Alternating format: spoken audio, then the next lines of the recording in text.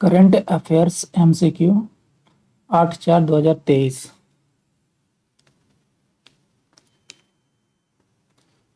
किस देश में चीन के युआन ने डॉलर को सबसे अधिक कारोबार वाली मुद्रा के रूप में प्रतिस्थापित किया? बोला चीन के युआन ने किस देश में, बोला किस देश में चीन के युआन ने, युआन क्या है, चीन की मुद्रा है, ने डॉलर को सबसे अधिक कारोबार वाली मुद्रा के रूप में प्रतिस्थापित किया है? सिंगापुर, रूस, नॉर्वे या ओमान? हमारा आंसर है रूस।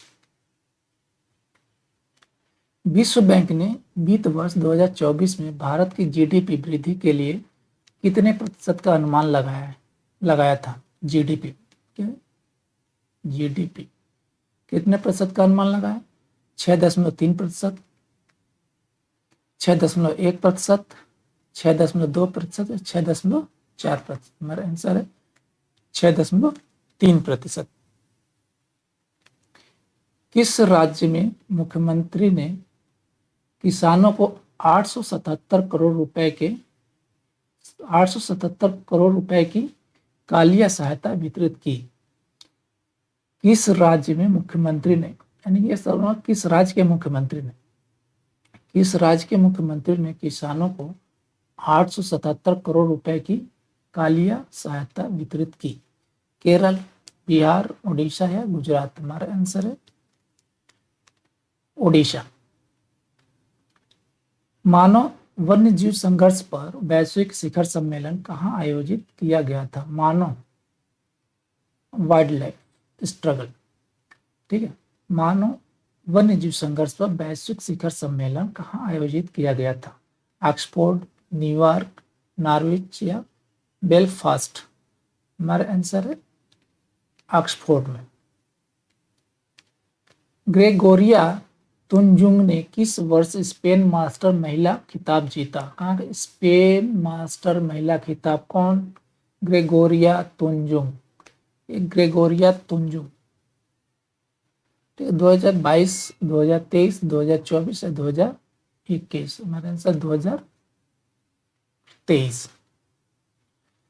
किस सरकार ने भगोड़े खालिस्तान समर्थक अमृतपाल सिंह के खिलाफ हाय तौबा नोटिस जारी किया? हरियाणा, पंजाब, राजस्थान, त्रिपुरा? जानते हैं कि ये खालिस्तान कहाँ का है? पंजाब में एक उग्रवादी ग्रुप है, ठीक है। अमृतपाल सिंह कहाँ का है? पंजाब का। तो हमारा आंसर हो जाएगा कौन सा? पंजाब। किस राज्य अब केंद्र शासित प्रदेश ने हाल ही में बासोली पेंटिंग को, बासोली पेंटिंग, कौन सा? बासोली पेंटिंग को जीआई टैग दिया? जीआई टैग दिया किसको? जीआई मतलब, जीआई टैग होता है जियोग्राफिकल इंडिकेशन। एक विशेष क्षेत्र के उत्पाद को दिया जाता है। तमिलनाडु, पश्चिम बंगाल, जम्मू कश्मीर या छत्तीसगढ़? हमारा आंसर है जम्मू कश्मीर। किस बैंक ने श्री नीरज निगम, कौन? नीरज निगम को नए कार्यकारी निदेशक यानी ईडी के रूप में नियुक्त किया? कार्यकारी निदेशक, एग्जीक्यूटिव डायरेक्टर। ईडी मतलब executive director. RBI, SBI, bank of Baroda या पीएनबी यानी पंजाब नेशनल बैंक? हमारा आंसर है आरबीआई, भारतीय रिजर्व बैंक ऑफ इंडिया। कौन सा शहर चौथे बिजनेस 20 यानी कि B20 सम्मेलन की मेजबानी कर रहा है? कौन सा शहर? चौथा, कौन सा? Fourth B20। जयपुर, कानपुर, हैदराबाद या कोहिमा? हमारा आंसर है कोहिमा। राष्ट्रीय समुद्री दिवस 2023 किस तारीख को मनाया जाता है? राष्ट्रीय समुद्री दिवस 2023 किस तारीख को मनाया जाता है, मनाया गया? 5 अप्रैल, 6 अप्रैल, 7 अप्रैल या 8 अप्रैल को? हमारा आंसर है 5 अप्रैल को। भारत में किस देश के पूर्व दूत रॉन मल्का को हाइफा पोर्ट के अध्यक्ष के रूप में नियुक्त किया गया? कौन? Ron Malka. ये किस देश के हैं? ठीक है, ये पहले भारत में दूत रह सकते हैं, राजदूत बोल सकते हैं इसको। Italy, Bharat, Indonesia, Israel. हमारा आंसर है इजराइल। अंतरिक्ष यात्री क्रिस्टीना कोच किस कंपनी से संबंधित थी जब वह चंद्रमा की परिक्रमा करने वाली पहली महिला बनी? कौन सी पहली महिला चंद्रमा की परिक्रमा करने के बाद? इसरो, डीआरडीओ, नासा या सार्क? हमारा आंसर है नासा। 2023 में अंतर्राष्ट्रीय विवेक दिवस यानी कि इंटरनेशनल डे ऑफ कॉन्शियंस किस तारीख को मनाया जाता है? किस तारीख को मनाया जाता है? 9 अप्रैल, 5 अप्रैल, 2 अप्रैल या 8 अप्रैल को? हमारा आंसर है 5 अप्रैल को। किस वर्ष तक भारत दुनिया का दूसरा सबसे बड़ा सौर निर्माता बन सकता है? किस वर्ष तक भारत दुनिया का दूसरा सबसे बड़ा सौर निर्माता बन सकता है? कौन सा ईयर है? 2024, 2026, 2027 या 2028? हमारा आंसर है 2026। किस राज्य में पहले डिजिटल रेडियो स्टेशन यानी पहला डिजिटल रेडियो स्टेशन रेडियो संगवारी का उद्घाटन किया गया था? छत्तीसगढ़, मिजोरम, मणिपुर या असम? हमारा आंसर है छत्तीसगढ़। कहाँ का ये पहला डिजिटल रेडियो स्टेशन? रेडियो संगवारी, छत्तीसगढ़ का। आपदा प्रतिरोध बुनियादी ढांचे यानी कि ICDRI international conference on disaster resilient infrastructure 2023 पर 5वें अंतर्राष्ट्रीय सम्मेलन को किसने संबोधित किया? अमित शाह ने, अश्विनी वैष्णव ने, नरेंद्र मोदी, पीयूष गोयल ने? हमारा आंसर है नरेंद्र मोदी ने। कौन सा IIT वैश्विक चिंताओं पर युवा 20 परामर्श की मेजबानी करेगा? कौन सा IIT पूछ रहा है? वैश्विक चिंताओं पर युवा 20 परामर्श की मेजबानी करेगा? हमारा आंसर IIT कानपुर। न्यूज देख लेते हैं। आखिर अलास्का मस्जिद को लेकर इतना विवाद क्यों हो रहा है? देखते हैं अलास्का मंदिर के बारे में। हाल ही में जेरूसलम की अल-अक्सा मंदिर पर इजरायली पुलिस द्वारा की गई छापेमारी ने वेस्ट बैंक और व्यापक अरब मुस्लिम दुनिया में फिलिस्तीनियों की तीव्र प्रतिक्रिया को जन्म दिया। यह घटना अल-अक्सा मंदिर की संवेदनशीलता और महत्व को रेखांकित करती है, जो यरूशलेम में संप्रभुता और धर्म के मामले पर घातक हिंसा के लिए एक फ्लैश पॉइंट है। क्या फ्लैश पॉइंट? अल-अक्सा मस्जिद का स्थान देख लेते हैं। ये जेरूशलेम है, ठीक है। ये जेरूशलेम क्या है? इसके एक आधिकारिक राजधानी भी बना दिया गया है, किसकी? इजराइल की। अलास्का मस्जिद यरूशलेम के पुराने शहर के केंद्र में एक पहाड़ी पे स्थित है। कहाँ पे? एक पहाड़ी है जेरूशलेम में उस पे स्थित है, जिसे यहूदी हर हायबेतियत या टेम्पल माउंट नाम देते हैं। कौन सा नाम देते हैं? यहूदी हर हाबेतियत या टेम्पल माउंट नाम देते हैं, और मुस्लिम इसे अल हरम अल शरीफ यानी अल हरम अल शरीफ या द नोबल सेंचुरी, दो नाम से जानते हैं।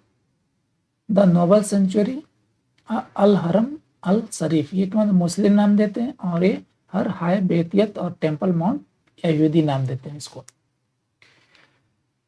मुसलमानों के लिए अल-अक्सा मस्जिद का महत्व क्या है?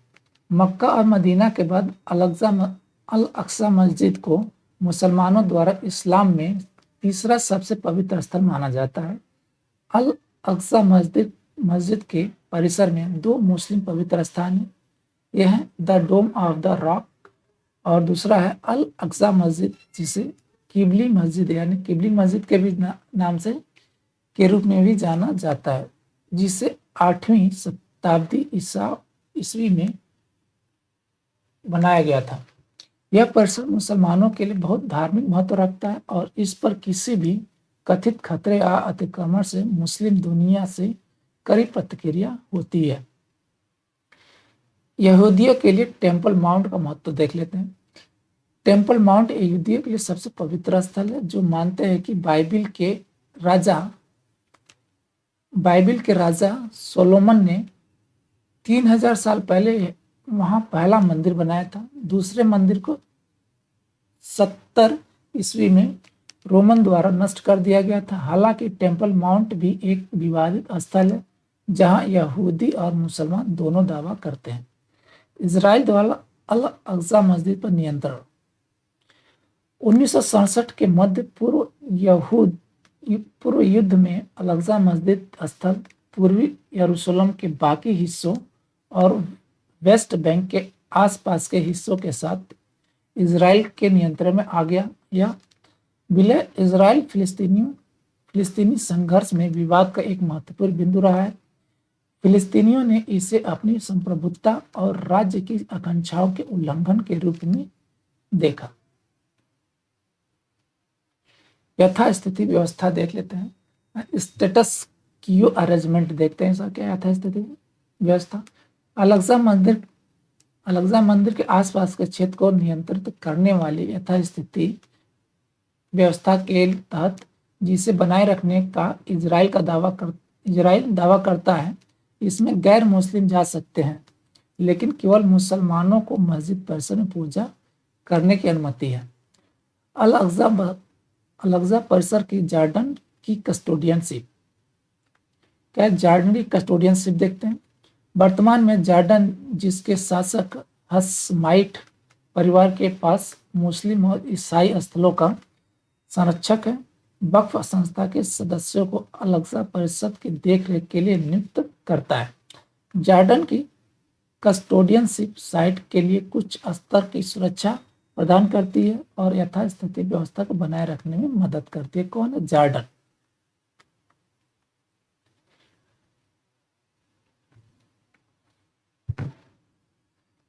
फिनलैंड बना नाटो का सदस्य।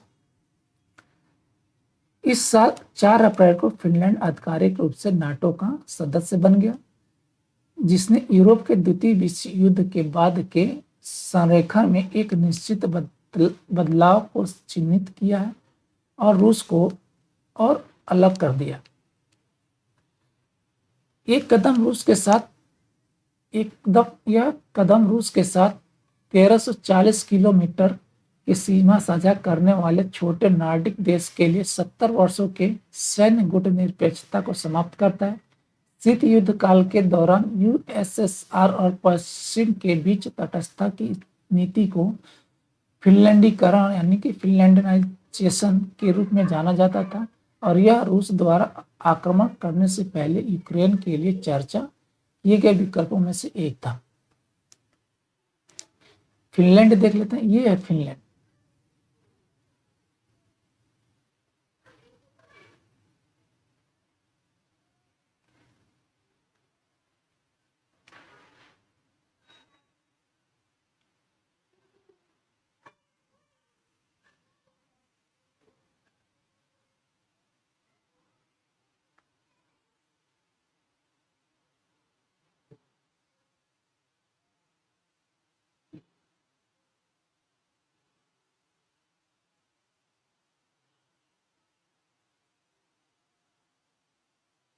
ये है फिनलैंड।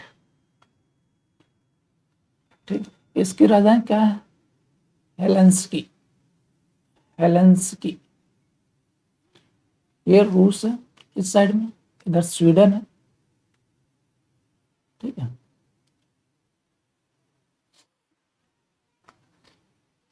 फिनलैंड नाटो में क्यों शामिल हुआ? यूक्रेन के विरुद्ध रूस के युद्ध ने फिनलैंड को नाटो द्वारा प्रदान किए जाने वाले शक्तिशाली सैन्य समर्थन के लिए लायक कर दिया है। गठबंधन के प्रत्येक सदस्य को अपने चार्टर के तहत किसी एक सदस्य पर हमला किए जाने का बचाव करना होता है। यूक्रेन पर रूस के आक्रमण के बाद फिनलैंड और उसके पड़ोसी स्वीडन ने नाटो की सदस्यता के लिए आवेदन किया। कौन? ये भी किया है, स्वीडन ने भी किया है। फिनलैंड अब 31वां नाटो सदस्य बन गया। कौन सा? 31वां, 31st।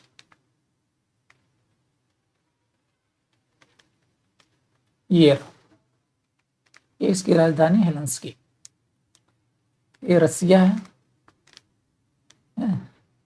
एस्टोनिया है, ये इधर स्वीडन है, ये बीच में है गल्फ ऑफ बोथनिया, ये गल्फ ऑफ बोथनिया है।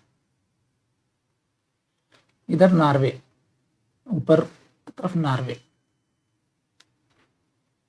ये ऊपर नॉर्वे, स्वीडन, ये नॉर्वे, रसिया, ये बेलारूस, लताविया, रसिया यहाँ तक है। हेलेंस्की इसकी राजधानी है। फिनलैंड और रूस संबंध देख लेते हैं। शीत युद्ध के दौरान फिनलैंड ने इस बात का ध्यान दिया रखा कि कोई भी ऐसी कार्रवाई न की जाए जो उसके बड़े पड़ोसी सोवियत संघ को नाराज कर सके। 1939-40 के शीतकालीन युद्ध के बाद जब सोवियत संघ ने द्वितीय विश्व युद्ध के दौरान लेनिनग्राड को सुरक्षित रखने के लिए फिनलैंड पर आक्रमण किया तो फिनलैंड की छोटी और खराब सुसज्जित सेना ने सोवियत सेना और उसके प्रतिष्ठा दोनों को नुकसान पहुंचाते हुए कड़ी टक्कर दी। यह युद्ध मास्को शांति संधि के साथ, कौन सा मास्को शांति संधि के साथ संपन्न हुआ। इस संधि ने फिनलैंड को यूएसएसआर को क्षेत्र सौंपने के लिए मजबूर किया। विश्व युद्ध समाप्त होने के बाद फिनलैंड पश्चिमी सैन्य गठबंधनों से दूर रहा और सोवियत संघ के सुरक्षा हितों का सम्मान किया। शांति के वर्षों के बावजूद फिनलैंड ने आक्रमण की संभावना के लिए तैयारी सुनिश्चित की। देश में अनिवार्य सैन्य सेवा है और यह रक्षा पर सकल घरेलू उत्पाद का 2% खर्च करता है।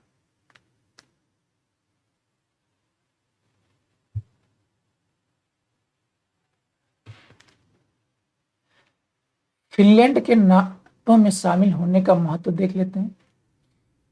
फिनलैंड के नाटो में शामिल होने का महत्व देखते हैं।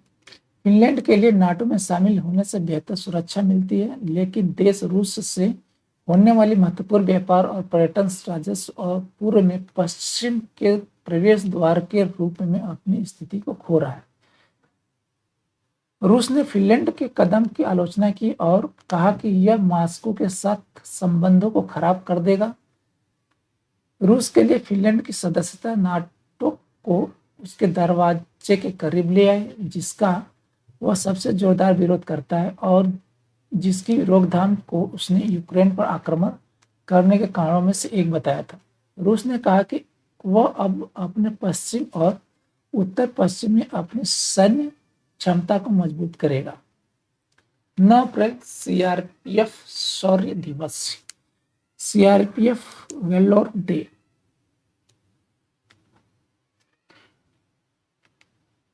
नौ अप्रैल 1965 को सीआरपीएफ की एक छोटी टुकड़ी ने पाकिस्तान के खिलाफ कच्छ के रण में 34 पाकिस्तानी सैनिकों का सफाया किया था। यह पहली बार था जब पूर्ण रूप से पैदल सेना की टुकड़ी ने पाकिस्तान की सेना के विरुद्ध सफल लड़ाई लड़ी।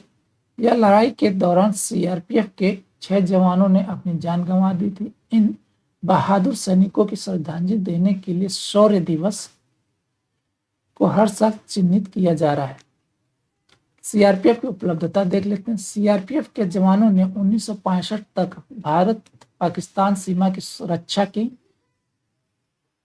की रक्षा की, जिसके बाद सीमा सुरक्षा बल का निर्माण किया गया। सीआरपीएफ ने 2001 में भारतीय संसद पर हमला करने वाले सभी 5 आतंकवादियों को मार गिराया था। वर्तमान में सीआरपीएफ कर्मियों द्वारा भारत में आतंकवादी विरोध चलाए जा रहे हैं। आतंकवादी रोधी अभियान चलाया जा रहा है, विरोध नहीं, आतंकवादी रोधी अभियान चलाए जा रहे हैं। 2008 में देश में नक्सली आंदोलन का मुकाबला करने के लिए commando battalion for resolute action नामक एक सीआरपीएफ विंग बनाया गया। अंतर्राष्ट्रीय मिशन इसका देख लेते हैं। सीआरपीएफ को श्रीलंका में शांति कार्यों के लिए तैनात किया गया था। उन्हें मालदीव, सोमालिया, नामीबिया, हैती में संयुक्त राष्ट्र शांति मिशन के एक भाग के रूप में तैनात किया गया है। हैती मिशन के तहत उन्होंने देश में राजनीतिक स्थिरता रखने में मदद की। पूरी तरह से गठित महिला पुलिस यूनिट 2007 में लाइबेरिया मिशन के तहत तैनात की गई थी। समाप्त।